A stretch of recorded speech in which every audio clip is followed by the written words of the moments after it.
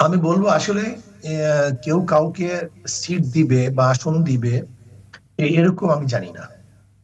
আমাদের অ্যালায়েন্সটা হয়েছিল সবাই সম্মিলিত ভাবে আমরা যে যেখানে ভালো অবস্থানে আছি সে সেখানে নির্বাচন অংশগ্রহণ করবে।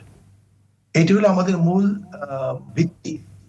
এখানে আমরা কারোর সাথে জোট করি নাই যে সে আমাদেরকে সিট ভাগ করে দিবে।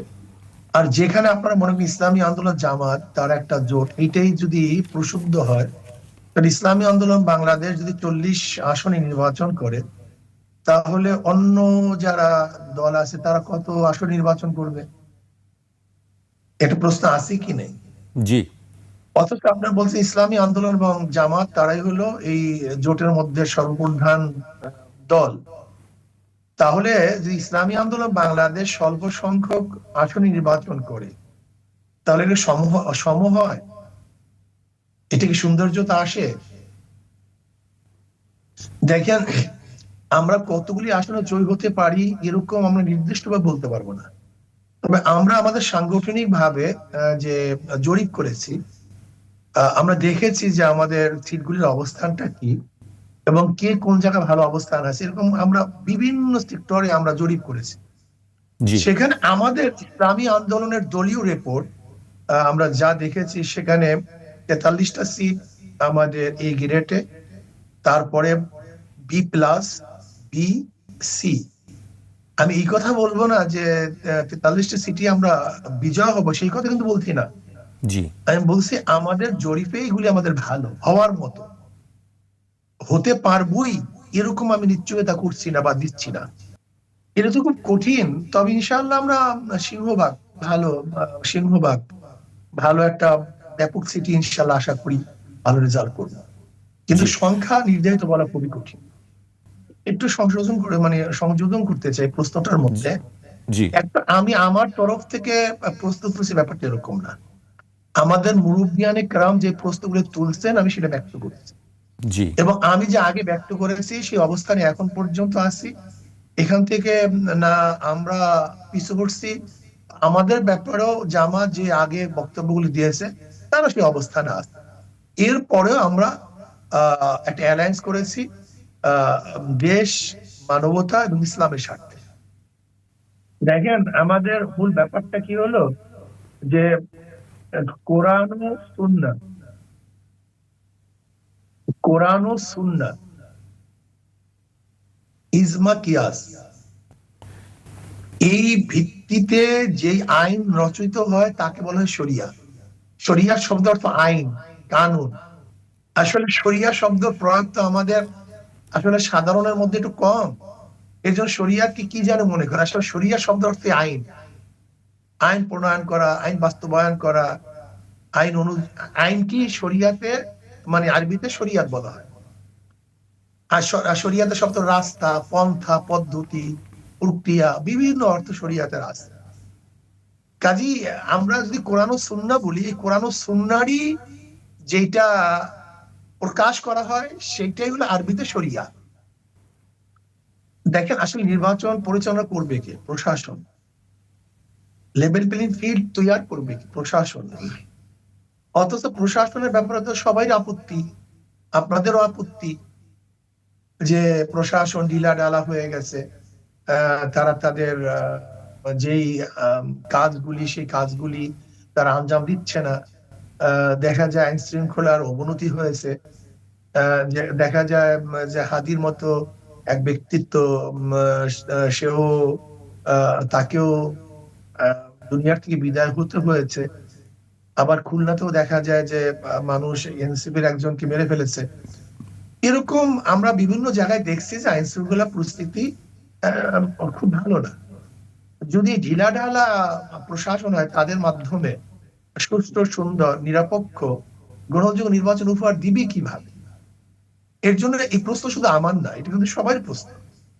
আমি তাদের সাথে আমিও প্রশ্ন করতে চাই, যদি এই প্রশাসন অবস্থা এরকম আবার কোনো দিকে ঝুঁকে যায়, কোনো দিকে হেলে যায়, তাহলে হেলে যাওয়া প্রশাসনের দ্বারা বা নির্বাচন কমিশনের মাধ্যমে নিরপেক্ষ নির্বাচন উপহার দিবে কিভাবে? এটাই তো সবার প্রশ্ন, এটা আমার শুধু প্রশ্ন না।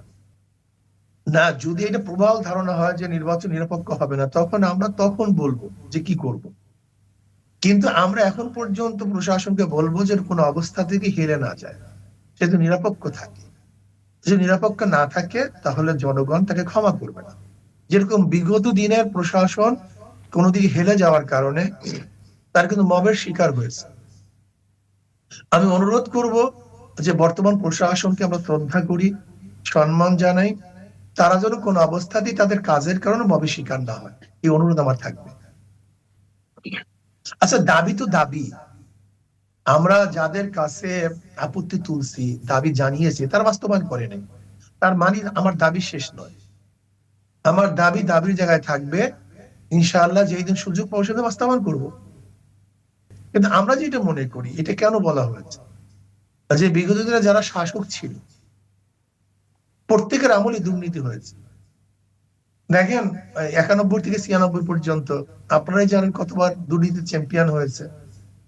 এরপরে আবার 96 থেকে 2001 পর্যন্ত দেশের অবস্থা কি হয়েছিল, আবার 2001 থেকে 2006 পর্যন্ত দেশের অবস্থা এরকম হলো, মানুষ আন্দোলনের ভিত্তিতে যারা ক্ষমতায় ছিল তাদেরকে নামতে বাধ্য করেছে।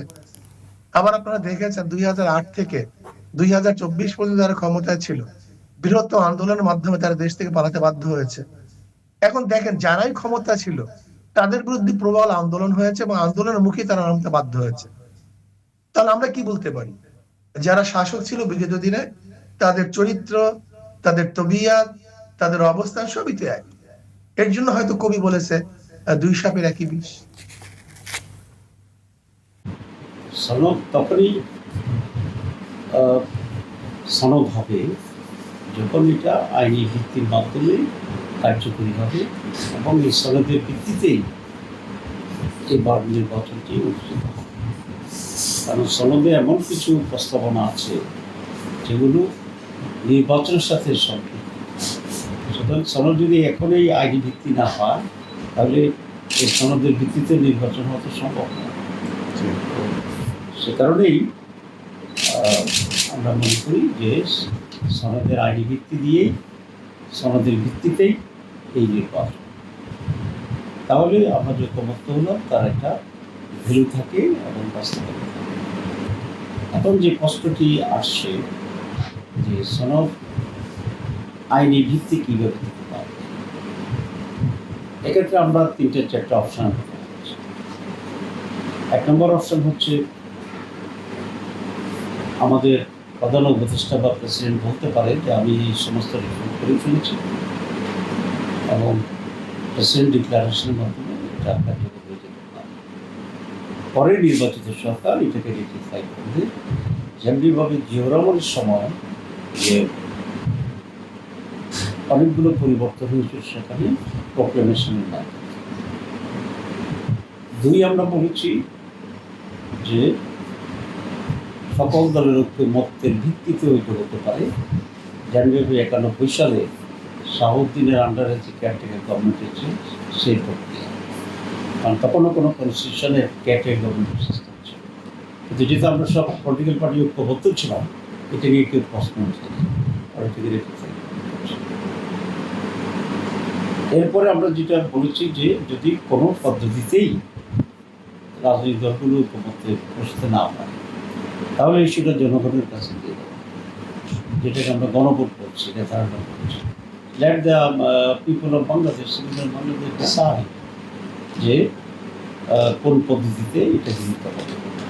যদি অধিকাংশ লোক এটার পক্ষে থাকে, জুলাই সনদ একটা প্যাকেজ হবে, এটার উপরেই রেফারেন্ডাম হবে, তাহলে মেজরিটি লোক চাইলে তো কারো বাধা দেওয়ার কিছু নেই। আর যদি মেজরিটি লোক না চায় তাহলে আমরা সেটাই মেনে নেব। সুতরাং এটা হচ্ছে সবচেয়ে সেফেস্ট, জনগণের কাছে দায়। অনেকে প্রশ্ন করছে যে গণভোট কি অল্প সমস্যা, খুব সমস্যা।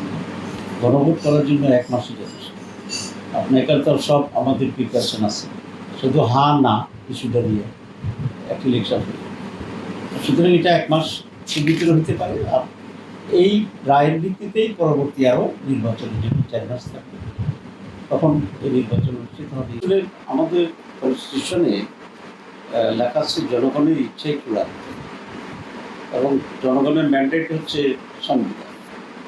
সংগঠনের সংবিধানের সেই বক্তব্যের আলোকে জুলাই সনদটা হচ্ছে গণপ্রত্যাশার এবং জুলাই বিপ্লবের একটা ফসল। সুতরাং এই ফসলের আউটকাম হচ্ছে সনদ। এই সনদ জনগণের আকাঙ্ক্ষা এই হিসাবে এটা সংবিধানের উপরে বিবেচিত হতে পারে। পিপলস এই বিষয়টা আমরা মনে করি যে এটা for the protection of this essential reforms, অত্যন্ত জরুরি যে রিফর্মসগুলো আছে এগুলোর একটা প্রোটেকশন তো লাগবে না, যে কোনো লোক এসেই এটাকে চেষ্টা করবে। সে কারণে এই ক্লজটা থাকা জরুরি, যাতে কেউ এই সুবিধা। আমাদের যে কমিশনের মিটিং হয়েছে সেখানে আমরা মোট 31টি দল অংশগ্রহণ করছি এবং 31টি দলের ভিতরে 25টি দলেই পিয়ারের পক্ষে ছিল। 25 আউট অফ। যদি আওয়ামী লীগের অনুপস্থিতিতে সুবিধা নেওয়ার বিষয়টি থাকে তাহলে তো 25টি দলের ব্যাপারে এটার প্রযোজ্য। 2 নম্বর হচ্ছে টিআরকে আমরা কোনো দলের সুবিধার জন্য করছি না, আমরা দুটো মেজর কারণ করছি। 1 নম্বর মেজর হচ্ছে বাংলাদেশে যে ট্রেডিশনাল পদ্ধতিতে নির্বাচন হয়েছে গত 54 বছরে কোনোটাই সঠিক হয়। গত 15 বছর তো ইলেকশনে বলা চলে, দিনের ভোট রাতে হয়েছে, কেন্দ্র দখল হয়েছে, কারো যেতে দেয় নাই, কোনো কেন্দ্রের রাস্তায় নামতে পারে নাই। তো এবার যদি সেই পদ্ধতিতে ইলেকশন হয় তাহলে এই ধরনের একটা পরিস্থিতির পুনরাবৃত্তি হওয়ার একটা আশঙ্কা আছে। যদি এবারও সেরকম একটা রিগড ইলেকশন হয় তাহলে তো দেশ একেবারেই ভঙ্গুর অবস্থায় চলবে। সে কারণে আমরা চাচ্ছি যে পিআরের মাধ্যমে আগের এই অভ্যাসটাকে রিভাইজ করা, যাতে করে ইলেকশন সুষ্ঠু হতে পারে। পিআরের সেই সুযোগটি কমে যাবে, কারণ পিআর কয়েক রকমের পিআর পদ্ধতি চালু আছে, যেমন জার্মানিতে যেটা আছে। জার্মানিতে কনস্টিটিউন্সি ভিত্তিতে এমপি হয়, আবার পিআরের ভিত্তিতে মিক্সড। সুতরাং একটা এলাকার জন্য কে এমপি হবে এটা নির্ধারণ থাকে, আবার ওভারঅল সিটগুলো কমনলি থাকে। যে দল যে পার্সেন্ট ভোট পাবে, ওই ধরুন একটি দল 10টি এমপি পেয়ে আবার সে 10% ভোটও পেল, তাহলে পিআরের যে 200 আসনের ইলেকশন হবে সেটা এই 10% হচ্ছে আরও 20টা হবে। তার কনস্টিটিউন্সি ওয়াইজ যেটা নাম্বার হবে তার সাথে আর 20 যোগ হবে, এইভাবে তার টোটাল মেম্বার হবে। সুতরাং এই পদ্ধতি ফলো করলে আমরা এলাকার পদ্ধতিতে যে প্রশ্নটি উঠছে সেটা সলভ হয়ে যাবে। সুতরাং বিএনপি সম্ভবত এই সিস্টেমটা সম্পর্কে অবগত না। 2 নম্বর হচ্ছে ডিস্ট্রিক্ট ভিত্তিক পিআর আছে। ঠিক আছে, ধরুন আপনার এলাকায় কুমিল্লার আমাদের 12-11টা আসন আছে, এই 11টা আসনের উপরও পিআর ভিত্তিক আছে সিস্টেম, তাহলে লোকাল ইলেক্টেড হবে। সুতরাং পিআরের 8 রকম ধরন আছে সারা দুনিয়া। যেহেতু আমাদের দেশের লোকেরা একাডেমিক্যালি অত পড়তে চায় না, জানতে চায় না, সেজন্য অনেক দেখি পণ্ডিত ব্যক্তিদের কাছেও তথ্য সংকট আছে।